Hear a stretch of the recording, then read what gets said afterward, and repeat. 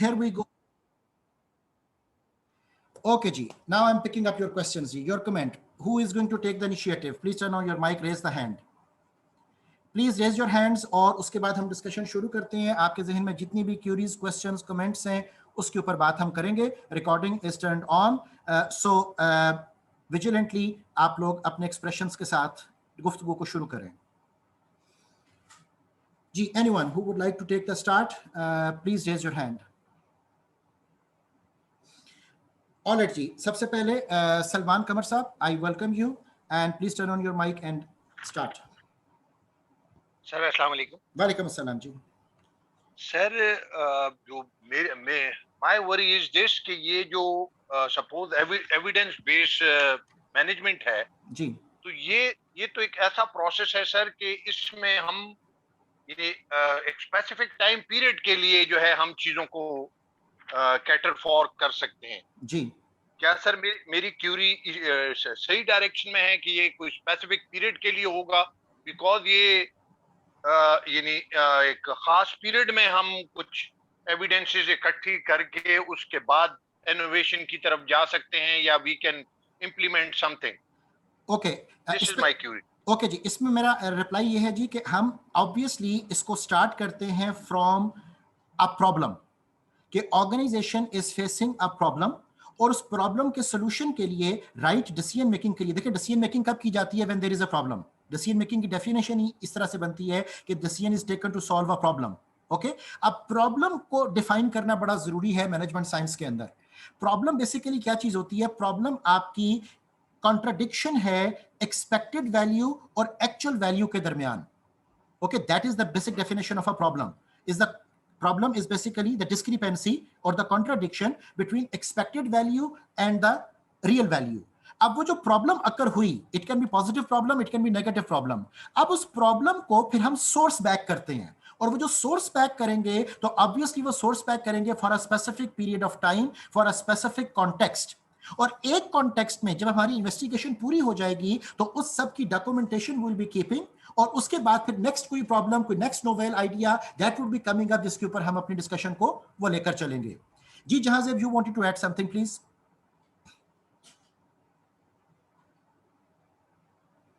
Ji Fahad, you can turn on your microphone. जी जी sir, अस्सलाम वालेकुम. जी वालेकुम सलाम. जहां से पहले आप बात कीजिए. जी सर, जो चार चीजें उन्होंने बताई है ना, एक्टिविटी, आउटपुट, आउटकम और इम्पैक्ट, जी इसमें सर उन्होंने जो एक्टिविटी आउटपुट है उसको तो प्रोग्रेस में डिफाइन किया है. जी लेकिन सर आउटपुट जो है definitely it is the product which customer is going to consume. जी लेकिन आउटकम को भी वो कस्टमर के पॉइंट ऑफ व्यू से ही देखा है उन्होंने जी कि वो कस्टमर उसमें क्या चेंज जो वो चाह रहा था, डिलाइट किया, उसने फील किया कि नहीं. इम्पैक्ट को वो लेके आई हैं कंपनी की तरफ, उसकी प्रॉफिटेबिलिटी की तरफ. जी ठीक हो गया.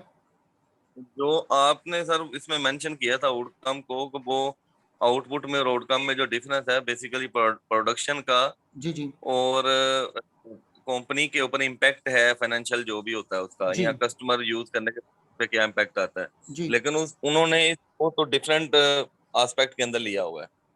एक ये पॉइंट सर मैं क्लियर जी करना चाह रहा हूँ. जी जी और दूसरा सर, एविडेंस बेस के ऊपर जितनी भी अभी तक हमारी डिस्कशन हुई है इस लेक्चर के अंदर, जो मेरी अंडरस्टैंडिंग डेवलप हुई है सर, वो जरा थोड़ा सा उसमें मेरी हेल्प कर दें. जी जी उसमें ये है कि हमारी हम इन्वेस्टमेंट करते हैं, हम कोई किसी प्रोडक्ट को देखते हैं, उसकी ग्रोथ को देखते हैं, या हम कुछ इन्वेंट करने जा रहे हैं, तो वी मस्ट हैव सम जो है ना सॉलिड रीजन होनी चाहिए उसके पीछे हमारे पास. और हर चीज जो है ना एज ए प्रोजेक्ट लेके हम चल रहे हैं उसमें यानी कि उसका ईच एंड एवरी एस्पेक्ट जो है, चाहे वो फाइनेंशियल है या पॉलिटिकल है, जो टीम के साथ आप लेके चलना है, हर चीज को आपने जो है वो बड़ी बारीकी के साथ और बड़ी डेप्थ के साथ उसका होना चाहिए. और जो आपका मैनेजर है उसके पास प्रॉपर जस्टिफिकेशन होनी चाहिए हर चीज की. जी ये सर मेरी अंडरस्टैंडिंग डेवलप हुई है. ओके जी, आपका पहला जो कॉन्टेक्स्ट था इम्पैक्ट एंड आउटकम के डिस्कशन में, उसमें अगर आप सीक्वेंस मैं आपको दोबारा से रिपीट कर देता हूं. You start from the goal, उसके बाद आपके एक्टर्स हैं जो ऑब्वियसली उसमें पार्टिसिपेट कर रहे हैं उस गोल की अचीवमेंट में, उसके बाद इम्पैक्ट है। इम्पैक्ट बेसिकली ऑर्गेनाइजेशनल कॉन्टेक्स्ट में ही है, जैसा आप बता रहे हैं, दैट इज एब्सोल्युटली राइट, कि उसका इम्पैक्ट जो है वो ऑर्गेनाइजेशन के ऊपर क्या आएगा। उसके बाद है डिलीवरेबल्स, और डिलीवरेबल्स के बाद हमारे पास लेवल आ रहा है that is the outcome. So outcome is the ending, ठीक है। अब ये जो दरमियान में डिलीवरेबल्स हैं और ये जो इम्पैक्ट का वाला पार्ट है, इसको मैं समराइज कर रहा था with the word of output, ठीक है, कि ऑर्गेनाइजेशन के ऊपर जो इम्पैक्ट पड़ रहा है, आपने एक प्रोडक्शन कर ली है, तो आउटकम और आउटपुट में मेजर जो डिफरेंस है वो obviously carrying the perspective of the deliverables and the impact on the organisation. लेकिन आउटकम जो है that is the last point जिसके ऊपर ऑर्गेनाइजेशन का इन्हिसार कर रहा है प्रॉब्लम की जनरेशन का। जैसे भी आपको मैंने बताया कि एक्सपेक्टेड रिजल्ट और एक्चुअल रिजल्ट, रियल और एक्सपेक्टेशन में जो डिफरेंस है दैट इज द प्रॉब्लम। तो प्रॉब्लम वहां पर आती है कि जब आपके गोल में और आउटकम में मिसमैच होगा। अब उस मिसमैच को दूर करने के लिए देन यू ऑब्वियसली, जैसा आप खुद ही से एडअप कर रहे हो कि उसमें आपको बड़ी बारीकबीनी से, आपको बड़ी डिटेल से हर चीज का एनालिसिस करके, प्रोजेक्ट के साथ क्या क्या बातें एसोसिएटेड है, उसका स्कोप क्या है, उसका बजट क्या है, उसके साथ कॉस्ट क्या एसोसिएटेड है, इन सब चीजों को लेकर चलेंगे। इन एडिशन टू दैट, अभी मिया ने जो एक और चीज एडअप की विच वाज वेरी इंपॉर्टेंट, और आप ही इसको पॉइंट आउट कर रहे हो, और वो है कस्टमर पर्सपेक्टिव।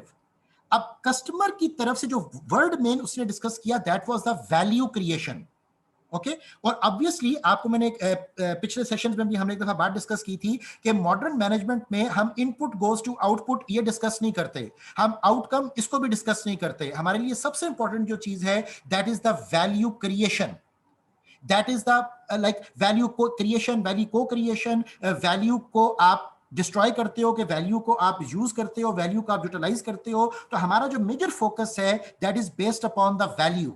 और जब हम वैल्यू का एक्सप्रेशन यूज करेंगे तो उसमें कोई एक एक्टर फिर नहीं रहता, उसमें एक पार्टी नहीं रहती, उसमें सप्लायर साइड भी है, उसमें बायर साइड भी है, उसमें सब लोगों की एक इंटीग्रेटेड जो कंसर्न है वो इवॉल्व हो जाता है, okay. So no doubt different words के ट्विस्ट हैं, डिफरेंट एक्सप्रेशंस उसमें एग्जिस्ट कर रहे हैं, बट कोरिलेशन अगर हम इनका क्रिएट करें तो विल कम टू नो कि आपको हर एक पर्सपेक्टिव को इन डेप्थ एनालिसिस के साथ वो लेकर चलना है। जी जीशान, आप कुछ हेडअप करना चाह रहे हैं?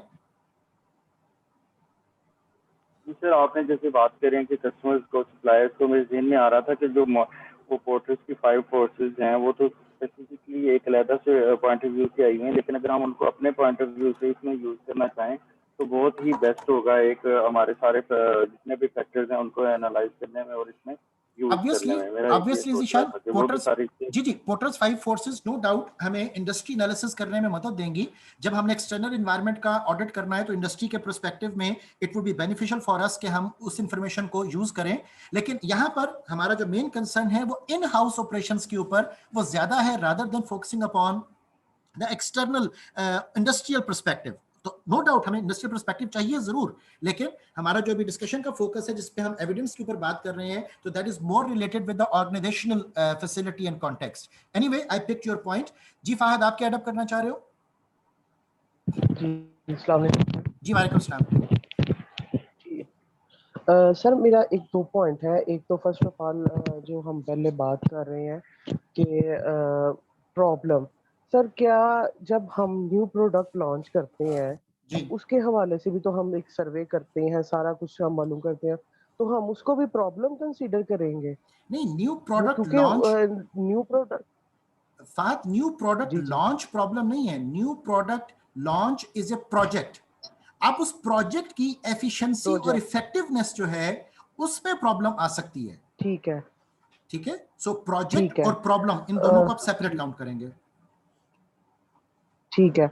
और सर दूसरी मेरा ये पॉइंट था कि आप बात कर रहे थे अभी, इनके जहांजेब भाई भी बात कर रहे थे कि इम्पैक्ट, सर जी इम्पैक्ट तो आउटकम के बाद भी तो कंसीडर होता है और पहले भी, बच्चे, अगेन पहले हम उसको कंसीडर करते हैं। देखें, आप इसको जी लाइक जी ट्विस्ट ऑफ वर्ड्स हैं, ट्विस्ट ऑफ वर्ड्स हैं। आप उसको इम्पैक्ट को पहले काउंट कर लो, उसके बाद इम्पैक्ट को दोबारा आउटकम के बाद भी कैलकुलेट कर लो। अगेन इट डिपेंड्स कि आपका पर्सपेक्टिव ऑफ एलेबोरेशन उस कॉन्सेप्ट का क्या है, ठीक है, ठीक है। तो वो इम्पैक्ट तो हर ठीक तरफ हो ये गया इम्पैक्ट तो गोल का भी है, इम्पैक्ट तो एक्टर्स का भी है। वो तो ट्विस्ट ऑफ वर्ड्स हैं कि आप उसको किस तरीके जी से यूटिलाइज करते हो। जी राबिया शाहिद, आप क्या एडअप जी करना चाह ठीक रहे हैं है। बेटा? अस्सलाम वालेकुम। जी वालेकुम सलाम। सर मैं ये ऐड करना चाह रही थी कि जैसे अब इन्होंने आर्टिकल के स्टार्ट में लिखा हुआ है कि जब भी मैनेजर्स जो हैं वो मतलब स्टार्टअप देते हैं यानी डिफरेंट प्रोडक्ट का ही, तो उन्होंने पहले से ही एविडेंस एक बनाया होता है, लेकिन फिर भी उन्हें जो है ना वो एविडेंस बेस्ड मैनेजमेंट की जरूरत पड़ती है। सर वो इसलिए क्योंकि एविडेंस बेस्ड मैनेजमेंट में एक प्रॉपर एक्सपीरियंस शामिल होता है या एक समझने के वो सोर्स ऑफ एविडेंस है। जी जैसे इस बेसिकली आर्टिकल में भी आगे लिखा हुआ है कि उसकी वजह से आपकी जो है एविडेंस वो ओवर वैल्यूड भी हो जाता है और पिक्चर भी चेंज हो सकती है इसकी हेल्प से। जी बिल्कुल हो सकती है, बिकॉज बाज़-औक़ात आप अंडर एस्टिमेट चीज़ों को कर देते हो, बाज़-औक़ात आप ओवर एस्टिमेट चीज़ों को कर देते हो। तो एविडेंस का होना, आपके पास एक्चुअली एक शहादत है, एक रिकॉर्ड है, जिसको बेस बनाकर आप अपनी डिसीजन मेकिंग को ज़्यादा बाआसानी वो बना सकते हो। और ऑब्वियसली उसकी फिर इम्प्लीकेशंस हैं, उसके फर्दर आगे डिटेल्स हैं जो सारे आर्टिकल में उन्होंने एलैबोरेट वो की हुई हैं। तो your point of view is absolutely right कि we have to focus upon these things. Bakhtiyar, मैं आपका पॉइंट बच्चे लेता हूं जी। हरी आप जल्दी से बताइए, फिर मुझे I have to start the questions. Sir मेरा एविडेंस बेस्ड मैनेजमेंट में ये पॉइंट ऑफ व्यू है कि ये जो है बेसिक आइडिया जो मुझे इसमें मिला है वो ये था कि गुड क्वालिटी डिसीजन जो थे वो बेस कर रहे थे दो चीजों के ऊपर, एक क्रिटिकल थिंकिंग पर और दूसरा बेस्ट अवेलेबल एविडेंस पे। और जहां तक ये लोग अभी बात कर रहे थे पॉइंट्स की, प्रॉब्लम्स की, तो उसमें अभी लेक्चर में आपने 6 पॉइंट्स जो एविडेंस बेस्ड प्रैक्टिसेस के डिस्कस किए हैं जी।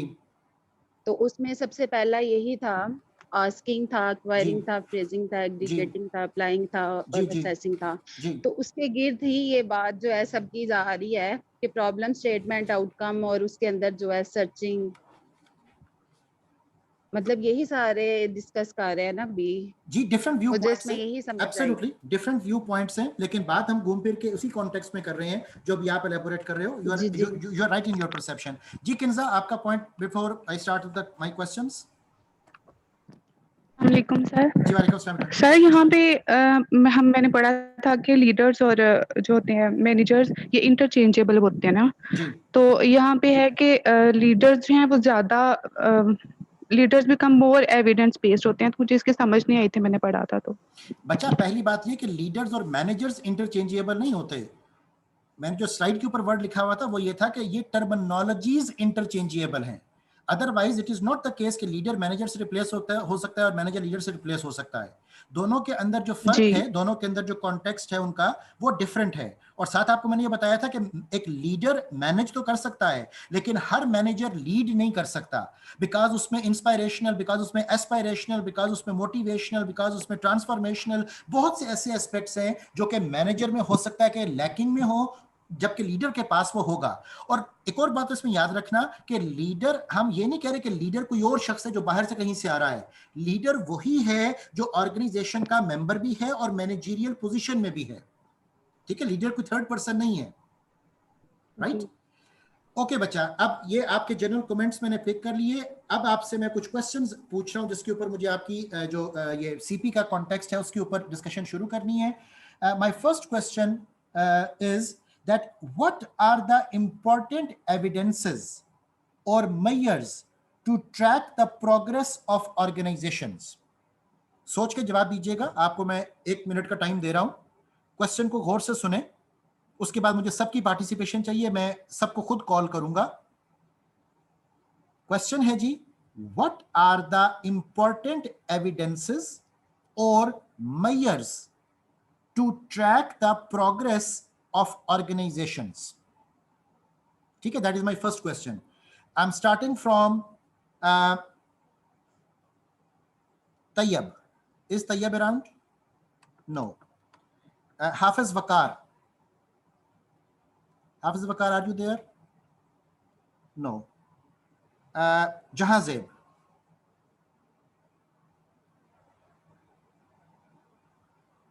Ji Jahazeb, please turn on your mic.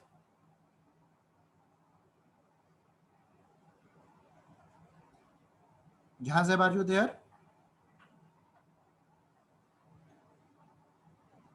Okay, Asma Kamal.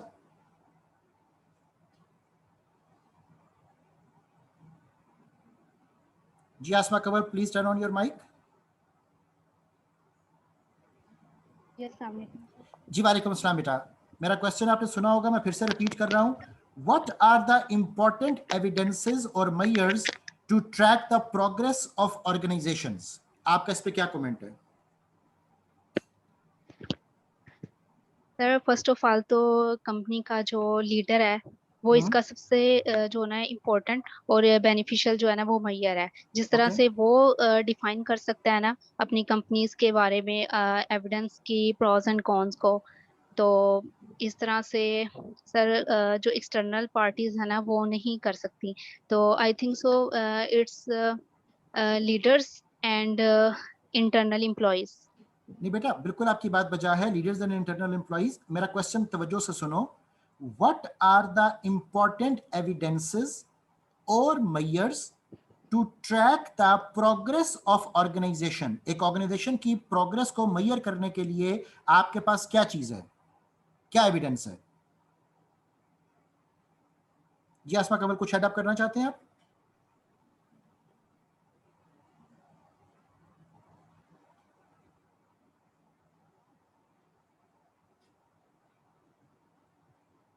Sir organisation के information systems. Okay, information system में क्या मेजर करोगे?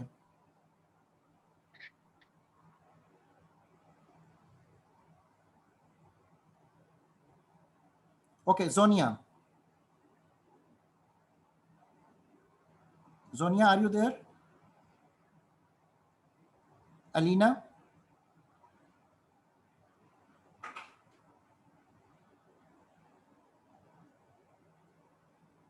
अमारा गुल? Yes sir. जी बेटा, आपका क्या आंसर है इस क्वेश्चन के बारे में? अगर इम्पोर्टेंट मेजर तो अगर कंपनी या ऑर्गेनाइजेशन कुछ की परफॉर्मेंस इंडिकेटर सेट किए हुए हैं और वो एंड में कंपनी उस की परफॉर्मेंस इंडिकेटर को मैच कर लेती है तो वो परफॉर्मेंस की मेजरमेंट हो जाएगी।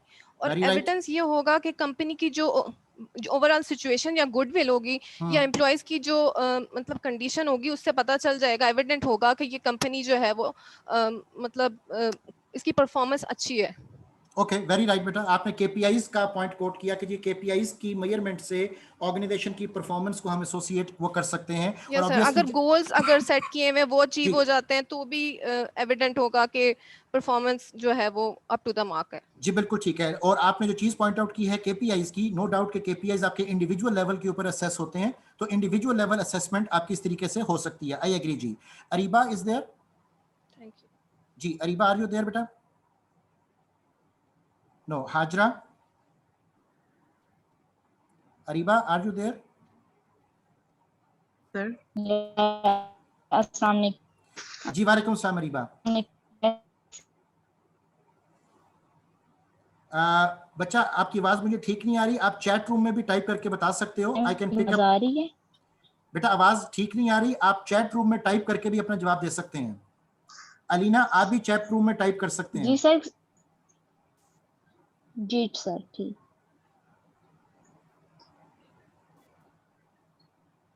आई am moving to the next fellow please. Wajahat हैं जी? No. Atif? Rabia? Yes sir. जी Atif. Yes sir, Atif sir. जी प्लीज। आतिफ, आपने मेरा क्वेश्चन सुना होगा कि what are the important evidence and measures to track the progress of organisations. इस पे आपका कमेंट प्लीज।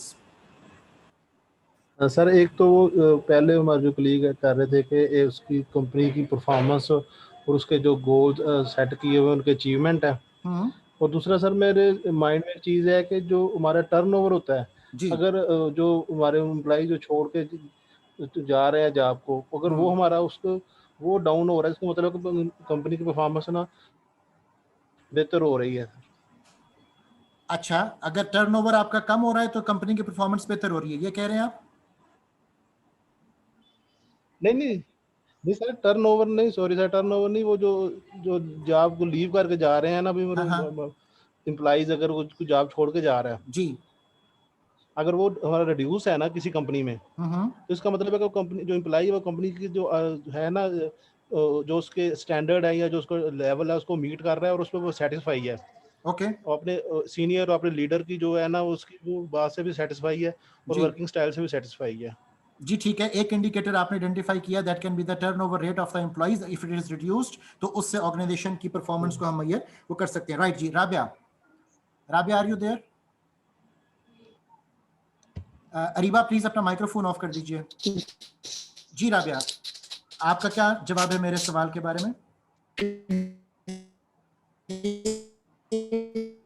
सर उसमें पहले देखेंगे कि आउटकम्स पे जो भी आ रहा है उस पे हम इसको मेजर करेंगे कि आउटकम किस जो भी होगा, डाटा प्लानिंग, डाटा जो हम यूज करेंगे किस तरह की प्रोग्रेस है, और इसमें प्लानिंग करेंगे, डाटा को सर्च करेंगे और इस बेस पे भी हम एविडेंस ले सकेंगे। ठीक है बेटा, thank you very much, thank you very much. Mohammad Fahad.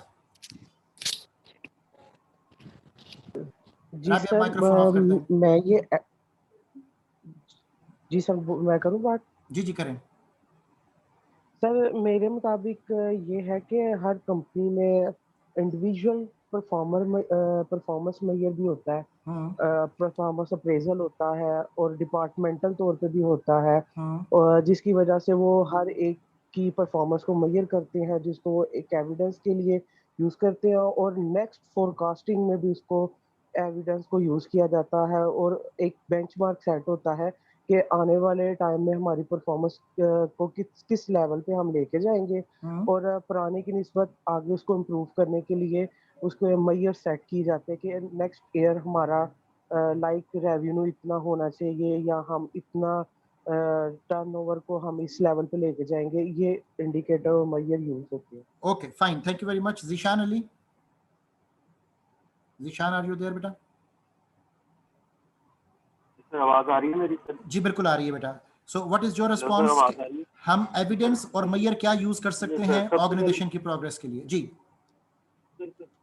किसी भी अगर मैं उसका शेयर होल्डर्स देखूंगा तो उसके शेयर होल्डर्स कितने खुश हैं, वो रिटर्न ऑन इन्वेस्टमेंट से जो उन्होंने इन्वेस्टमेंट की हुई है, क्या उसके ऊपर रिटर्न से वो खुश हैं? तो ये अब मेरा मेजर है उसमें कैसे करना। बाकी फाइनेंशियल उसकी कैसी है रिलेटेड टू मार्केट, उसके जो मार्केट में उसकी फाइनेंशियल कैसे जा रही है, उसके प्रॉफिट्स कैसे हैं, सेल्स कैसी जा रही हैं, और ये तो इकोनॉमिक परफॉर्मेंस मेजर्स हो गए। इसके अलावा ऑपरेशनल मेजर्स होते हैं, इसमें कस्टमर सेटिस्फेक्शन कैसी है, कितने इसके रिव्यूज क्या हैं ऑर्गेनाइजेशन के बारे में। इसके अलावा उनकी लॉयल्टी कितनी है, क्या वो अगर पेप्सी और कोक को देखते हैं तो पेप्सी कोई इनके वो कितने हैं कि पेप्सी को छोड़ के कोक खरीद रहे हैं। तो इसमें ये ऑपरेशनल परफॉर्मेंस आ जाती है, ये जो कि कंपेटिटिव एज होता है। बिल्कुल ठीक, तरह के मेजर्स होते हैं। इसके अलावा एम्प्लॉयज सेटिस्फेक्शन रहती है कि एम्प्लॉयज कितने खुश हैं अपने ऑर्गेनाइजेशन से, और फिर दूसरी एक चीज है कि अपने जो ऑर्गेनाइजेशन है वो इन्वायरमेंटल फिट कितनी है, उस तरह से कैसे इन्वायरमेंट को कैसे देख रही है, क्या ये अपना एक गुड फिट क्रिएट कर रही है इन्वायरमेंट के साथ,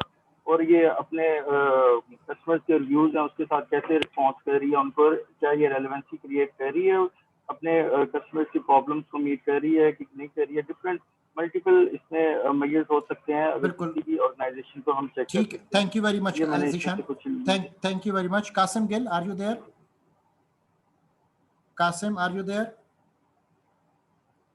हाफिज जवाद, काफी देर से आपसे बात नहीं हुई।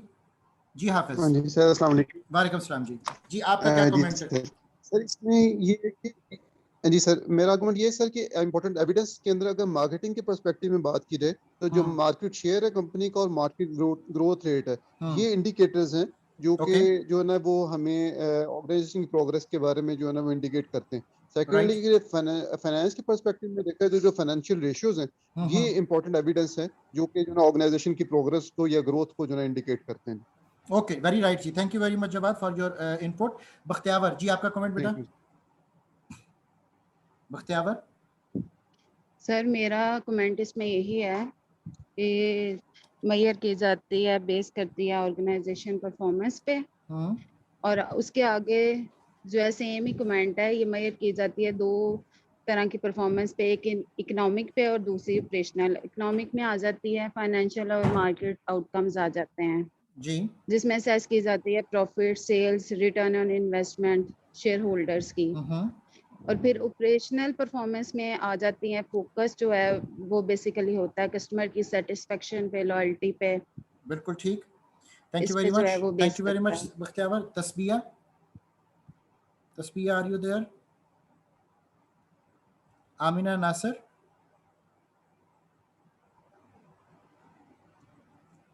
शाज़ेब अनायत, आमना इसहाक,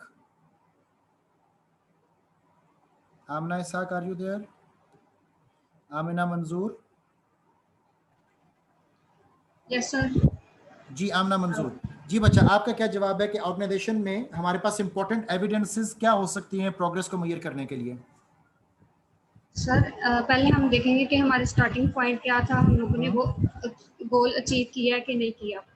और दूसरा ये कि फीडबैक, जिस तरह यूनिवर्सिटी हमसे भी फीडबैक लेती है उसके हर सेमेस्टर के एंड पर, जी, तो हम कह सकते हैं कि फीडबैक भी इम्पोर्टेंट है। यहाँ पर आप फीडबैक किसका लेना चाहोगे? कस्टमर का, एम्प्लॉय का, सप्लायर्स का, किसका?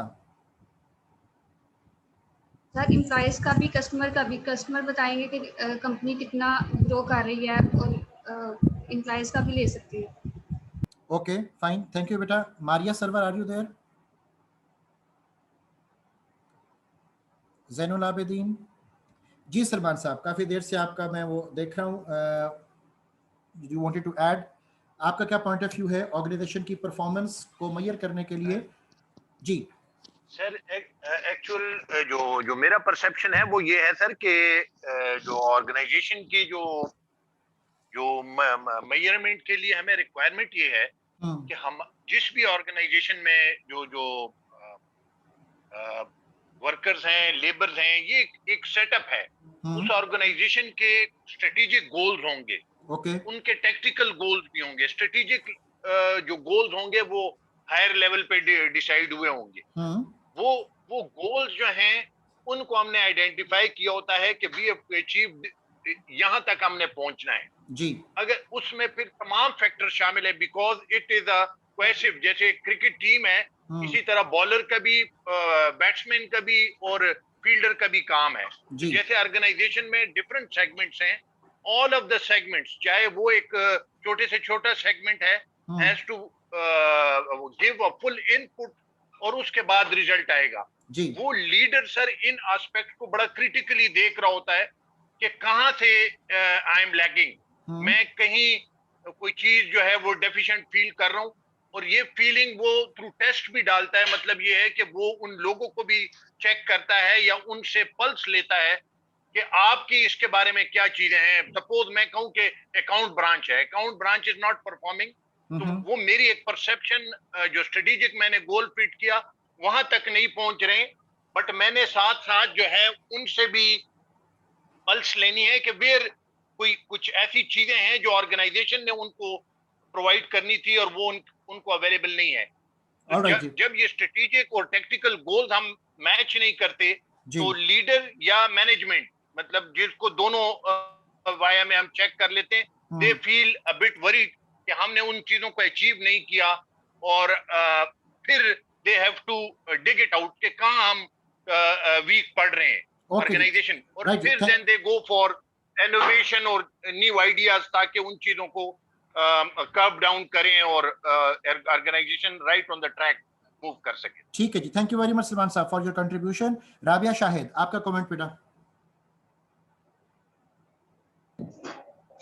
सर मैं इसमें जो ऐड करना चाहूंगी कि जो मेयर्स है ना, लाइक जैसे दूसरे स्टूडेंट्स ने भी बोला कि सर फोरकास्टिंग, लाइक आप पहले रोड मैप बनाते हो कि आपने ये देखना होता है कि लास्ट ईयर कौन से ऐसे फ्लॉज थे जिनकी वजह से हम जो है वो डाउन गए हैं जी। तो अपनी प्रोग्रेस को चेक करने के लिए सबसे पहले तो प्रीवियस रिपोर्ट्स देखी जाती हैं, लाइक फाइनेंशियली आप देखते हैं या ऑपरेशंस में आपको ऐसा लगा कि ऑपरेशंस में जो है वो थोड़ा फ्लक्चुएशन हुआ है, देन उसके बाद आप रोड मैप बनाते हो कि फ्यूचर में इन चीजों को देख के अपनी फेलियर्स को, बेसिकली अपनी फेलियर्स को देख के अपनी जो है आगे सक्सेस को मेजर करते हैं।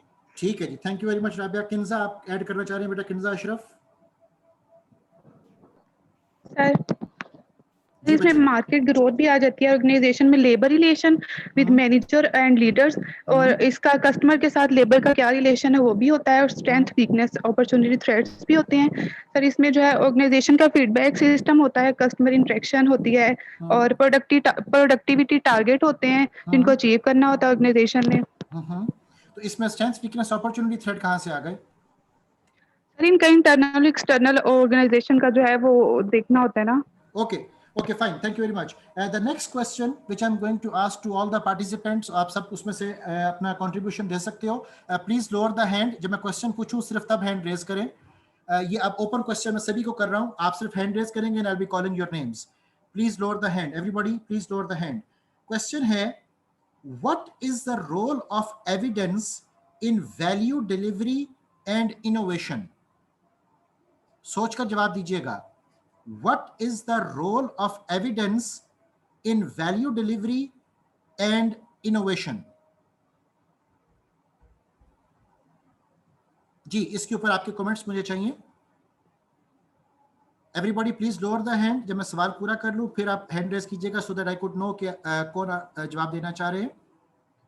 What is the role of evidence in value delivery and innovation? जी किन्जा, आप क्या ऐड करना चाह रहे हो इस बारे में?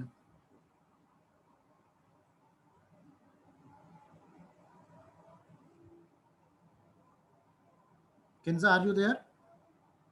My question is, what is the role of evidence in value delivery and innovation?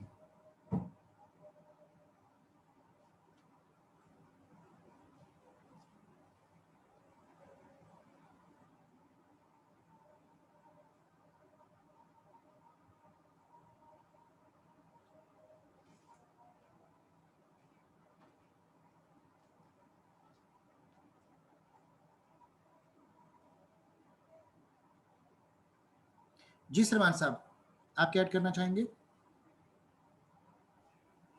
Sir, evidence is यानी that is the utmost requirement. अगर हमारे पास एविडेंस अवेलेबल है तो वो हमें इन शॉर्ट फॉर्म